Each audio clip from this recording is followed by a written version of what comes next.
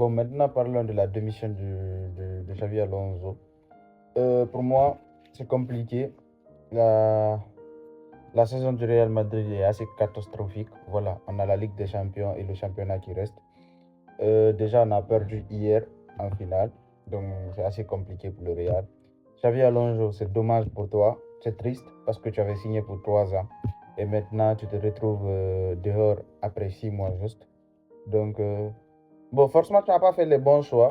Voilà, tu n'as pas pris assez tes responsabilités. Tu sais pas, n'as pas pu gérer tes joueurs. On a les meilleurs joueurs, le Real, mais la gestion n'était pas trop ça. Le Real, tu sais, Florentino Pérez, ça ne pardonne pas. Dès les premiers matchs, tu dois prouver. En fait, il ne te donne pas le temps. Et tu as fait une meilleure saison. Tu as fait gagner Bayer Leverkusen là-bas. Le Real Madrid, c'est différent. Voilà, il y a trop de concurrence.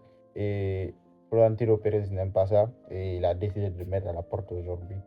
Donc c'est compliqué, c'est mon avis, je donne. Il avait des ambitions pour le club, mais c'était difficile pour lui. Ce n'était pas facile à gérer.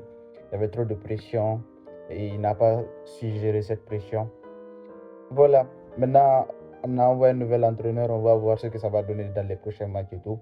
Parce que j'avais fait tout de suite une vidéo, il prenait pas ses responsabilités, Xabi Alonso.